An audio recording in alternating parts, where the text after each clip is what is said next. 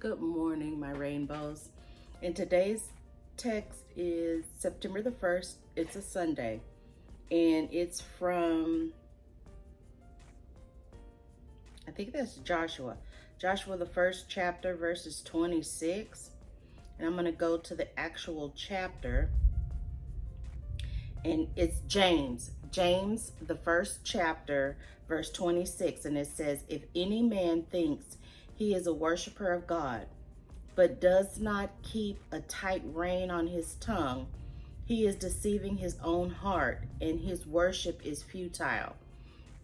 Now, this scripture kind of goes along with the one that I shared yesterday that I shared, that reminded us of the consequences of being an inexperienced one. So when I read this one just flat out tells you got to watch your mouth. And it just brings to mind for me, as a child, I've always had that issue where I've had a smart mouth, right? You guys may not know that, because here on YouTube, when I'm doing my DIYs and what have you, you get me in my happy space, right? Well, I do have a temper.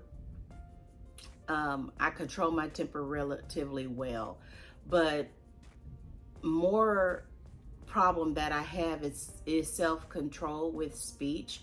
I do like to talk, and I talk a lot because I like to make sure that whenever I'm speaking, somebody understands what it is that I'm saying, right? Well, with this scripture, when it tells you to keep a tight rein on it, obviously it'll make you think, well, that means when somebody gives you an offense, that you verbally offend them as well. And yes, that scripture can mean that, but it also can mean talking too much, which is part of not having self-control, which we know self-control is one of the fruitages of the Spirit, right? So what I get out of this scripture is more so about the volume of speech that I use, as opposed to the temperament of it, because I've been for years working on my temperament, and being a wife helps a lot, because you don't want to be nagging, as the scriptures say, or even fussing with your spouse, right? We're human. We all make mistakes. And some things that you may think is a mistake isn't one.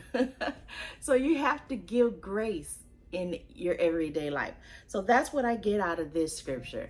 And I hope that all my rainbows read their Bible every day and have an absolutely wonderful evening. Bye.